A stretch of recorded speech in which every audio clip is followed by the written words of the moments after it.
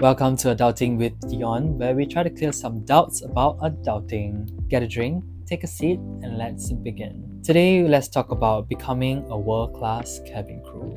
This part of my life is very crucial to me as an adult because this is actually my first full-time job, and it's also when I felt like I really became an adult. For context, I joined our national carrier as a cabin crew or flight steward in June of 2019, and the interview process actually has changed since then. But today we're going to talk about how I got into the company and how I became a cabin crew. I wanted to do this episode because a lot of people come to me and ask me questions about the interview process and how they can better prepare themselves for the interview and things like that. And I guess people are really curious, so I thought it would be appropriate for me to start my episode with something that I went viral for. Also, I did go viral on TikTok for like the Auntie Annie 我们在哪里我们在 Marina Bay Sands that TikTok, but a handful of people watch it, okay? But it didn't go as viral as my photo slides about me when I was flying. So that one went pretty viral, and I guess I started my content creation journey from there. Yeah. Okay, let's go back to the topic. Introduce a online interview portion to replace the round one of the physical interview. So if you want tips and like tricks or hacks for the online interview portion, do listen or watch to the end. Yeah, depending on which platform you are watching or listening this. I actually helped out with the MBS walk-in interview back in 2023 when I was in special duties, so I kind of know what they're looking for. So I mentioned in the first episode, in my introduction episode, I applied for the role of being a cabin crew before I officially ORD. So for those of you who don't know what is ORD, ORD stands for Operationally Ready Date.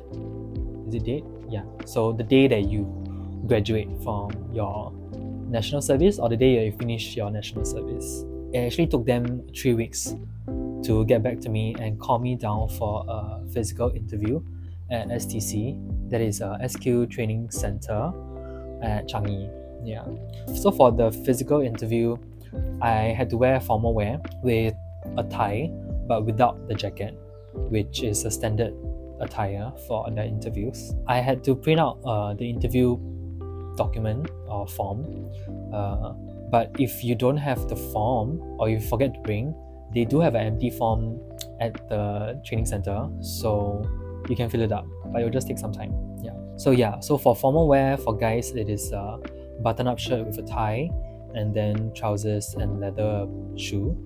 And for ladies, it is just office wear. I cannot tell you what is office wear for the ladies because I myself don't really know. So you guys can go and Google that out, okay? Just don't dress too casual. Don't wear like shoes, covered shoes, canvas shoes. So the first unofficial round is actually the height and weight. For height, you have to stand 10 cm away from the wall and reach out to a height of 200 cm. Yeah. If they have not changed, that is the measurement. That's the measurement that they use lah. So if you can't reach the 200 cm, they will immediately like reject you on the spot. But they might give you a chance if you like miss it by maybe 1 or 2 cm. They will actually give you a chance to move aside, do some stretching, and try to reach for it. Like maybe like 10 minutes or 5 minutes later.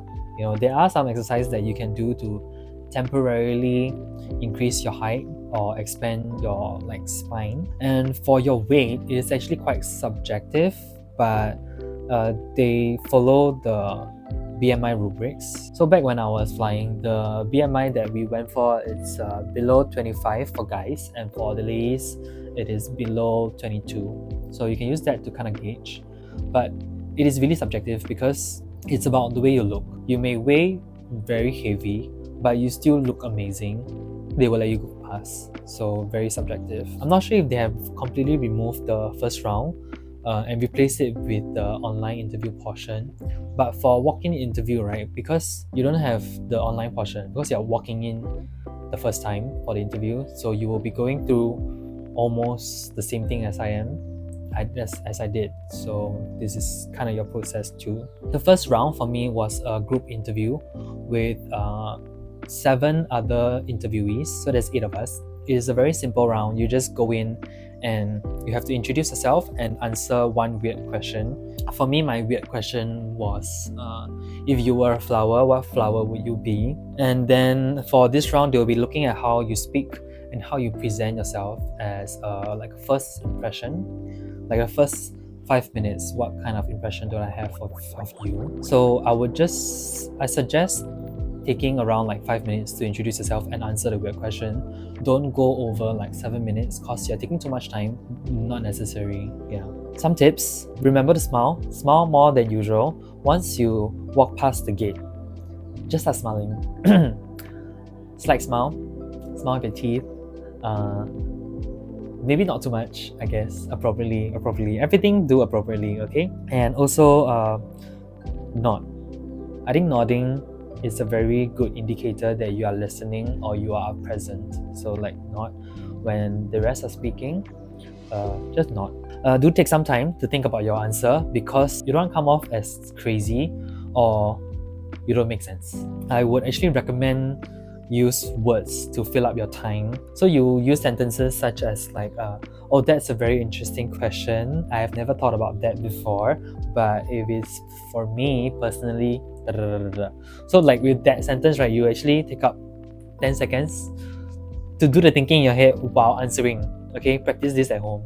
So for my flower question, my weird question, I think that my reason for choosing my flower was like freaking genius. I think it was the best answer someone like can ever give. Yeah, so feel free to steal the answer if you get the same question. But I don't think they'll ask the same question. They'll probably ask you something like furniture or like if you are a utensil, what kind of utensil you. Anyways, yeah. So my answer was sunflower. And mind you, I was the 4th sunflower in my group. So I was seated second to last. And before me, there were like 3 other sunflowers. And when it's my turn, right, I was determined that my answer would beat their answers. So I stuck with it. So in my head, I was like, oh my god, actually, I don't know whether if I should continue with the answer if it's already so common. But I continue with it because their reason for choosing sunflower was like, oh, it's my mother's flower, my mother's favorite flower, or like, oh, the sunflower is like very bubbly just like me. That does not make sense at all. Okay, I'm not throwing shade or like or like insulting them, but that does not make sense. Okay, if you are giving me an answer like, if you're a flower, you would be the sunflower because it's your mother's favorite flower, give me a reason behind it. Don't stop there. You know, like you're answering the question, yes, but provide context. Don't say that like you're a sunflower because it's a bubbly flower. It's a bubbly flower just like you. That doesn't make sense. Okay. So let me repeat my answer as close to my actual answer as possible. Together with the introduction, okay. Good afternoon, everyone. My name is Dion. I'm currently serving national service as a dual vocational officer. Before NS, I actually studied tourism and resort management in Singapore Polytechnic. If I was a flower, I would be a sunflower. I'm not sure if you guys know this, but the sunflower actually faces the sun throughout the day for photosynthesis. I want to be as positive and optimistic as the sunflower, as they are always looking at the bright side of life. But I do want to acknowledge the dark side, which is behind the sunflower, as life might not be always so bright, you know. So yeah, but I will want to be like a sunflower, always looking at the bright side of life. Thank you so much. Freaking genius. I think that my answer was like amazing. There's no other better flower or better answer, okay? Let me just tell you what the rest answered. There was a guy that said he was a flower. he would be some Raffles flower thingy, the gigantic flower that actually stink, that like produces like stench, you know. And then he said, so the interviewer actually asked him, so do you actually like flies, or like, because the guy was actually saying, because the flower likes to eat flies, which was like, what are you talking about? Then he replied, oh no, it's not because I like flies or insects, I just find it interesting. They were like, okay, sure, but moving on. Yep, there are actually a lot of different questions that are weird. There are a lot of answers online as well. I'm pretty sure I managed to Google one, which is why I sort of prepared for the flower answer. Yeah, you can steal it, okay? If you are ever asked this question, you can use it. I think it's genius. You will confirm pass. And also, I was the only one to pass the first round, so so yeah. After each round of the interview, you will actually have to sit outside the room at the sofa or at the seat area to wait for the results. So the HR staff or the volunteer crew will come out with the names that passed the interview. This was actually my role in the MBS walk-in interview just last year. But it goes something like this, like, I will be announcing the names of the people who passed, and if I call your name, please follow me to the next location. If your name is not mentioned, thank you so much for your time, and thank you so much for coming down for the interview. Please do not be discouraged. You can always try in the future, and you're always welcome to try again. So something like that. Yeah. So I managed to get into the second round, which is the debate round.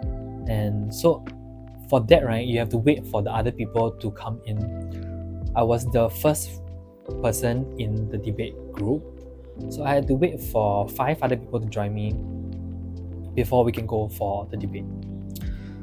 So once you're in the debate round, you'll be given a topic and also a position. And then after that, they'll give you around 4 minutes to discuss with your group mates on how you guys want to present the answers. So for this round, they're actually looking at how you communicate with your group mates, your physical communications, and also how you speak during the debate itself. When discussing, you have to contribute and not a lot, like not physically, not your head, to show that you are reacting. Okay, you can don't speak a lot, but just not. And for my topic, right, I was actually given job satisfaction versus high salary, and lucky for me, I got like job satisfaction. And with that position, I think there are more points to like divide amongst your group and present. But they are not looking at whether you are right or wrong, but they just want to see how you make sense of things and how you present yourself during the debate, whether you come off angry or like accusatory to the other like group. Yeah, so don't do that, and don't steal the limelight as well. Don't take up too much of your group's time. And of course, I passed the debate round as well. The next round was the management interview. So this one is, for me, is like the most stressed round.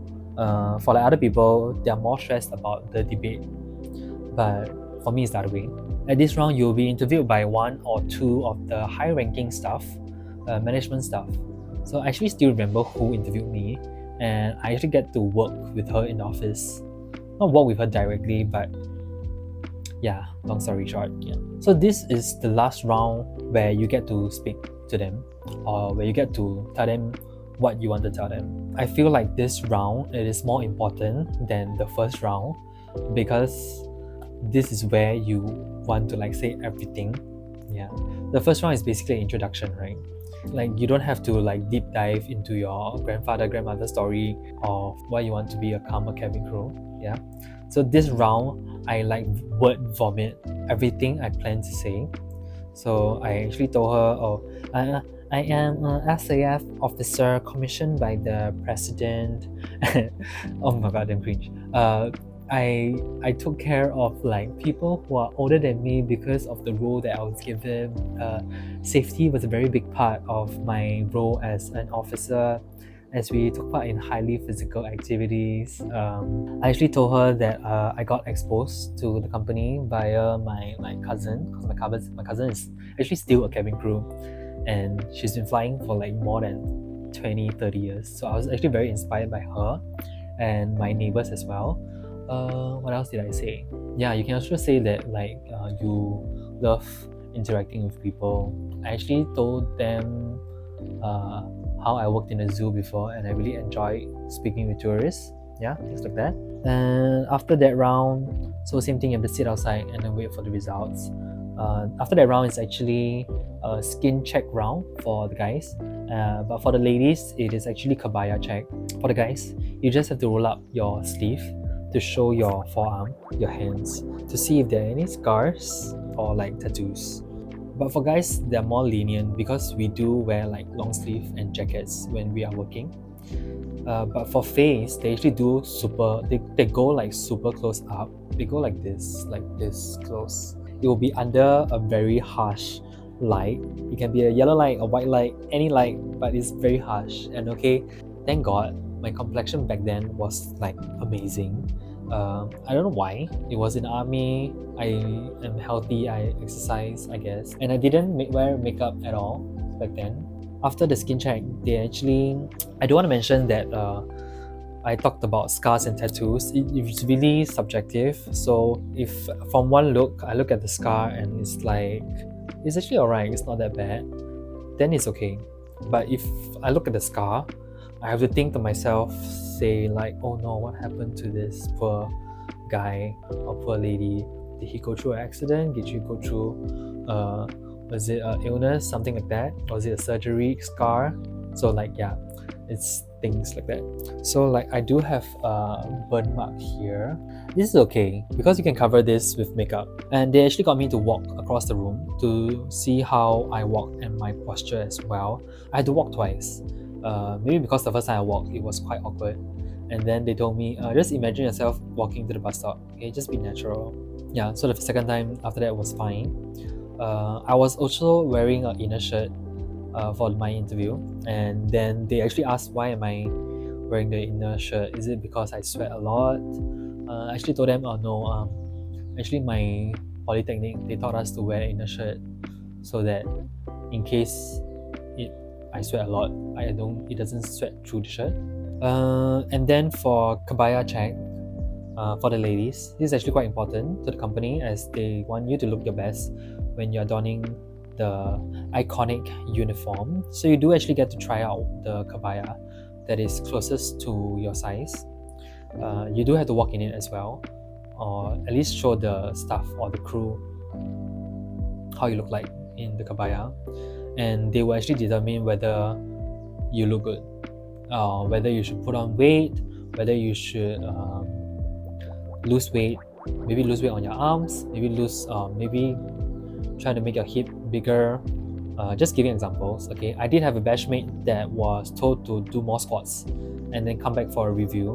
They actually can do that. They can actually tell you, oh, please try to put some weight, and maybe in 1 month time we will call you to come back, and when we will see how you look in the Kebaya. And this is not only weight, so it can be your skin as well. So if you do have a very bad breakout, right, they might tell you, oh, maybe you want to clear up your skin, and then we can come back and do another review when your skin is better. Then the next time you come, you'll be given a special appointment. So you skip all the rounds and you go directly to the skin check round or the Kebaya check. They just want to see if you have made improvement, and if you actually didn't clear your breakout, like all of it, not 100%, they might actually pass you because you can continue clearing your skin during training.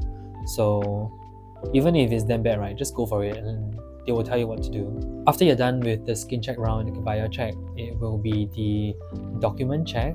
Document like your testimonials, your certificates, just a standard procedure, I guess, when it comes to hiring you. They will book a medical appointment for you to go to after you finish the physical interviews. Medical checkup, right? Just make sure you're healthy, I guess. Drink a lot of vitamin C, exercise a lot. Because there's really nothing you can do if you're not healthy, or if they come back with a legit reason that you cannot fly, then I think it's better for you to not be a cabin crew. So it can be reasons like, oh, your back has sustained injury before, so you cannot go for prolonged flying, things like that. Or maybe you had eye surgery before, and then under pressure your eye cannot take so much flying. I'm just giving an example. Yeah. So the medical checkup, for me, after the medical checkup, it took like 2 weeks. Then after the 2 weeks, then I was called back to sign the contract and things like that. Yeah. I must say I was quite lucky for the physical interview because I didn't have to go for like a lunch break. I think there was a group or a few group that have to go for a lunch break because the interviewers also have to go for a break, right? But for me, I went at like 8 o'clock in the morning. I managed to finish by like 3 or 4 when they asked me, oh, can I wait or can I skip lunch or grab a quick lunch? They give me a choice whether they want to continue with the interview or I go for lunch, and I actually went ahead with the interviews. So it didn't take as long as it could have. Yeah. Okay, so now let's talk about the online interview portion, which I luckily did not have to do because it is kind of new. Here are some tips. I mentioned that I work in SQ office as a special duties cabin crew. So in my department, my colleagues were actually the one that were assigned to approve and watch all these interview submissions. Yeah. Okay, so the first tip would be to get a well-lit room. It will be better if you do it with natural sunlight, so you don't have to worry about like the lighting. Yeah. And then make sure that there are no harsh overhead lighting as well. Make sure your room has like enough space for you to stand and walk. Show your body, your full body in front of the camera. Yeah, so make sure you're appropriately dressed. So like the same thing as the physical interview, formal with tie for the guys. Yeah, make sure that the room is clean and tidy, and like no like erotic posters or like dirty pieces of clothing in the background, because that can be quite distracting and not very professional, I guess, when you come for an interview like this. Do let me know if you have any questions or topic you would like me to talk about. Feel free to slide into my DMs on Instagram or TikTok at DIONG DION. That's Dion. And if you're watching on YouTube, please like, share, subscribe, and leave a comment to help me boost the algorithm. And that's all for today. Bye. Before I end off, there will be a walk-in interview on the 27th of April. It will be a Saturday. Yeah. The requirements are the same as the online website. So, and then one thing to take note, successful candidates must commence their employment with us within 3 months of the date of application. And if you are going to ORD, you can go for the interview and then you just tell them that you can only start after your ORD. Okay, they will understand. Like even though if they put it here, you just tell them you want to come and give it a try, and I can always come back again. Yeah, things like that. And yeah, so you guys have like around 2 weeks to prepare. Go ahead and ask me any questions over at Instagram. Okay, bye. Thank you so much for watching or listening. Thank you. For context, I joined our national your height below 2, the BMI was below. If I was a sunflower, I would be a talking about